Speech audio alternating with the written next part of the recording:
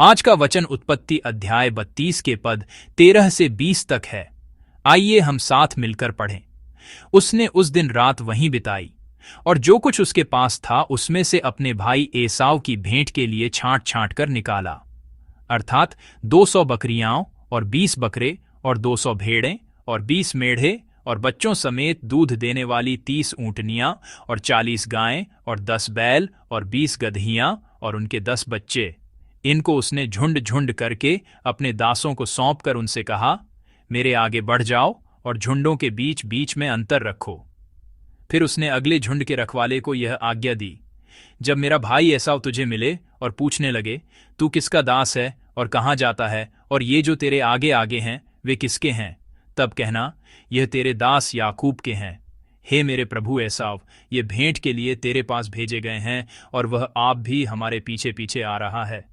और उसने दूसरे और तीसरे रखवालों को भी, वरन उन सबों को जो झुंडों के पीछे पीछे थे, ऐसी ही आज्ञा दी कि जब एसाव तुमको मिले तब इसी प्रकार उससे कहना, और यह भी कहना, तेरा दास याकूब हमारे पीछे पीछे आ रहा है, क्योंकि उसने यह सोचा कि यह भेंट जो मेरे आगे आगे जाती है, इसके द्वारा मैं उसके क्रोध को शांत करके तब उसका दर्शन करूंगा। हो सकता है वह मुझसे प्रसन्न हो जाए। आमीन। आज का वचन याकूब के अपने भाई एसाव से मिलने की तैयारी का वर्णन करता है। आज के वचन को समझने के लिए हमें कल के वचन पर एक नजर डालनी होगी। कल रविवार के वचन में याकूब ने अपने भाई एसाव की स्थिति और परिस्थितियों का पता लगाने के लिए अपने दूतों यानी अपने सेवकों को अपने से आगे भेजा। याकूब ने एक खास कारण से अपने सेवकों को भेजा था। इन सेवकों के द्वारा वह सबसे पहले अपने भाई का मन टटोलना चाहता था, और वह यह पता लगाना चाहता था कि उसका भाई एसाव उसके बारे में क्या सोचता है। यदि समय के साथ उसके भाई का मन नरम हो गया होता तो वह थोड़ी कम चिंता के साथ अपने भाई से मिल सकता था, लेकिन अगर ऐसा नहीं होता और वह अब भी गुस्से में होता तो उसे कोई और योजना बनानी पड़ती। लेकिन वापस लौटे सेवकों की रिपोर्ट सुनकर याकूब गहरी चिंता में पड़ गया। कल के वचन के 6ठे पद के अनुसार उसे पता चला कि एसाव 400 लोगों के साथ उससे मिलने आ रहा है। कुलपतियों के उस युग में 400 लोगों की सेना बहुत बड़ी मानी जाती थी। इससे पता चलता है कि एसाव एक शक्तिशाली कबीले का सरदार बन चुका था।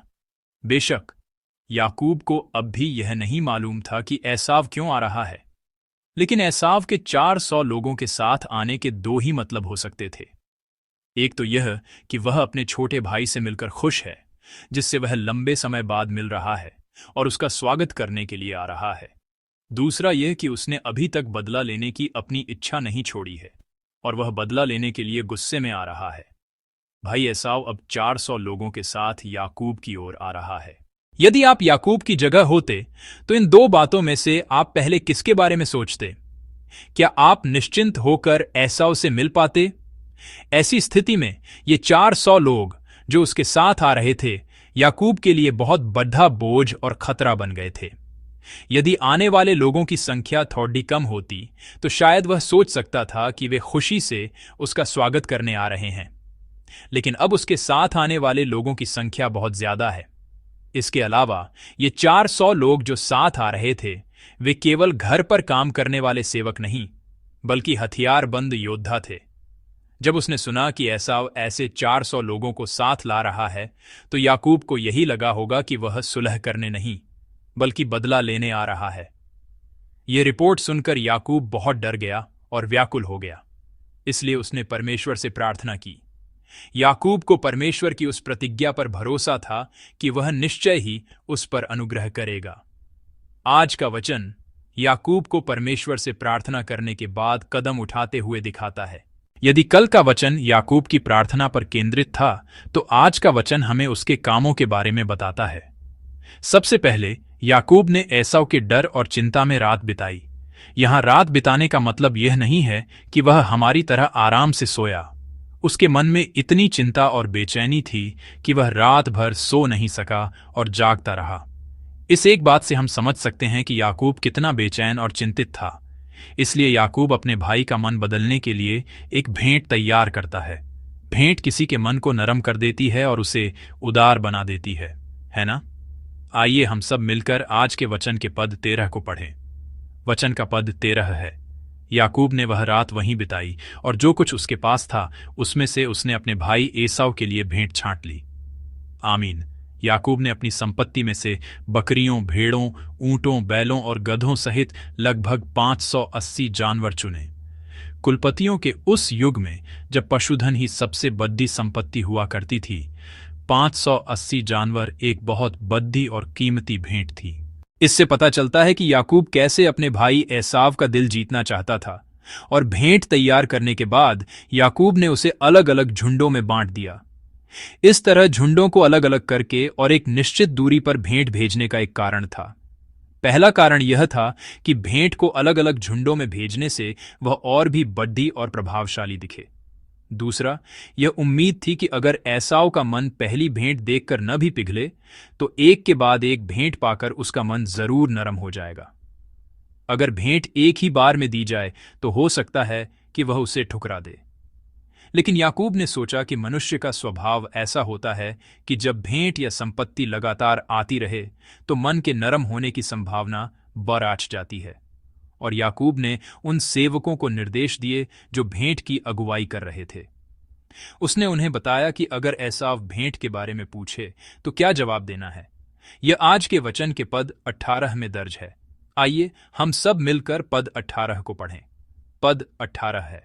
तब तू कहना, यह तेरे दास याकूब की है और मेरे स्वामी एसाव के लिए भेंट भेजी गई है, और वह आप भी हमारे पीछे पीछे आ रहा है। आमीन। उन्हें यह कहना था, यह भेंट आपके दास याकूब की है और यह मेरे स्वामी एसाव को भेजी गई है, और याकूब खुद भी हमारे पीछे पीछे आ रहा है। इस वचन में याकूब अपने भाई एसाव को स्वामी कहकर संबोधित करता है। आमतौर पर हम प्रभु या स्वामी शब्द का उपयोग परमेश्वर के लिए एक सम्मानजनक शब्द के रूप में करते हैं, लेकिन कई बार यह शब्द इंसानों के लिए भी इस्तेमाल होता है। जैसे जब कोई दास अपने स्वामी से, कोई प्रजा अपने राजा से, या कोई शिष्य अपने गुरु से बात करता है तो वह आदर और विनम्रता दिखाने के लिए स्वामी कहता है। तो फिर आज के वचन में याकूब अपने भाई को स्वामी क्यों कह रहा है? इसका एक ही कारण हो सकता है, वह अपने भाई एसाव के सामने खुद को दीन और विनम्र बना रहा है। यह भेंट जिसे याकूब खुद को छोटा बनाकर एसाव को भेज रहा था, केवल एक भेंट नहीं था। यह एक नजराने की तरह थी जिसमें अपने भाई एसाव के प्रति पूरी तरह से अधीनता का भाव था। याकूब को उम्मीद थी कि अगर एसाव इस भेंट के पीछे छिपे उसके इरादे को समझ गया, अगर उसका भाई उसके मन की बात को जान गया, तो उसके मन में सालों से जमा गुस्सा कि मैं अपने भाई को मार डालूंगा थोड़ा शांत हो जाएगा। इसलिए उसने भेंट को एक साथ न भेजकर हर झुंड के सेवक को खास निर्देश देकर भेजा। आज का वचन हमें दिखाता है कि याकूब अपनी समस्या को हल करने के लिए चुपचाप नहीं बैठा रहा। वह हाथ पर हाथ धरे नहीं रहा, बल्कि उसने वह सब कुछ किया जो वह कर सकता था। बेशक, जैसा कि हमने कल के वचन में देखा, अंततः परमेश्वर ही इन सभी समस्याओं को हल करता है। आखिर परमेश्वर ही तो है जो हमारी प्रार्थना करने से पहले ही हमारी जरूरतें जानता है और उन्हें पूरा करता है। क्या परमेश्वर ने याकूब को पहले ही अपनी सेना दिखाकर आश्वासन नहीं दिया था? याकूब अब 400 लोगों के साथ आने वाले अपने भाई एसाव से डरा और सहमा हुआ है, और वह चिंता और बेचैनी में डूबा हुआ है। लेकिन बाद में उत्पत्ति 33 अध्याय 4 पद में हम देखते हैं कि एसाव दौड़कर याकूब से मिला। एसाव बदला लेने के लिए नहीं आया था, वह अपने छोटे भाई से मिलने आया था जिससे वह इतने लंबे समय बाद मिल रहा था। क्या कारण था कि एसाव इस छोटे भाई याकूब का, जिसने उसे धोखा देकर पहलौठे के अधिकार की आशीष ले ली थी, इतने गर्मजोशी से और प्यार से स्वागत कर सका? निश्चित रूप से उस समय क्या वह इतना क्रोधित नहीं हुआ था कि उसने कहा, मैं इस भाई को मार डालूंगा? भले ही बहुत समय बीत चुका था, लेकिन वह गुस्सा इतनी आसानी से शांत नहीं हुआ होगा। और ऐसा नहीं लगता कि उसका गुस्सा सिर्फ याकूब की भेजी हुई भेंट पाकर ही शांत हो गया। यह परमेश्वर के अनुग्रह से ही संभव हुआ, जिसने इतने सालों में पर्दे के पीछे से काम करते हुए एसाव के मन को छुआ और उसे नरम कर दिया था। लेकिन याकूब अभी भी इस बात से अनजान था। फिर भी अपनी समस्या को सुलझाने के लिए याकूब निष्क्रिय नहीं था। परमेश्वर से प्रार्थना करने के बाद वह सिर्फ यह सोचकर हाथ पर हाथ धरे नहीं बैठा रहा कि परमेश्वर इसका ध्यान रखेगा। परमेश्वर से प्रार्थना करने के साथ साथ उसने यह भी सोचा कि अपने भाई एसाव का मन नरम करने के लिए वह क्या कर सकता है, और फिर उसने उस योजना पर काम किया। इन सब के द्वारा परमेश्वर ने याकूब पर अनुग्रह किया और उसके भाई एसाव के क्रोधित हृदय को पहले ही नरम कर दिया था। प्रिय भाइयों और बहनों, हमारे जीवन में भी ऐसे समय आते हैं जब हम बड़ी मुश्किलों का सामना करते हैं।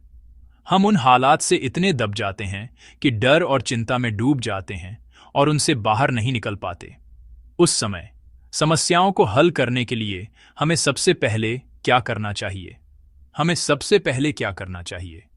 इस याकूब की तरह हमें सबसे पहले परमेश्वर से प्रार्थना करनी चाहिए। परमेश्वर वह है जो हमारी प्रार्थना करने से भी पहले हमारी जरूरतें जानता है और उन्हें हल करने का रास्ता तैयार करता है। आमीन, है ना? हमारा परमेश्वर ऐसा ही है। लेकिन इसका मतलब यह नहीं है कि हमें कुछ भी नहीं करना चाहिए और बस बैठे रहना चाहिए। हमें विश्वास के साथ परमेश्वर से प्रार्थना करनी चाहिए जो समस्याओं को हल करता है, और हमें भी यदि इस समस्या को सुलझाने के लिए हमारी ओर से कुछ करने की जरूरत है तो वह हमें करना चाहिए। यदि याकूब अपने वतन वापस नहीं आता तो वह अपने भाई एसाव से नहीं मिल पाता। यदि वह यह सुनकर भाग जाता कि वे 400 लोगों के साथ आ रहे हैं तो यह समस्या कभी हल नहीं होती, है ना? लेकिन इसे हल करने के लिए, अपने भाई का मन नरम करने के लिए, याकूब ने वह करने की कोशिश की जो उसे करना था, जो वह कर सकता था। लेकिन यह भी आसान नहीं है। इस प्रकार के प्रयास हम तभी कर सकते हैं जब हम अपनी गलतियों को मानते हैं, खुद को नम्र बनाते हैं और जब हमारे अंदर उस समस्या को सुलझाने की एक प्रबल इच्छा होती है। जैसे याकूब ने अपने भाई एसाव से मिलकर अपनी समस्या को सुलझाने का प्रयास किया। मैं प्रार्थना करता हूं कि हम सब भी पहले परमेश्वर से प्रार्थना करें और फिर अपने जीवन की समस्याओं को सुलझाने के लिए जरूरी कदम उठाएं। मैं प्रभु के नाम से आपको आशीष देता हूं।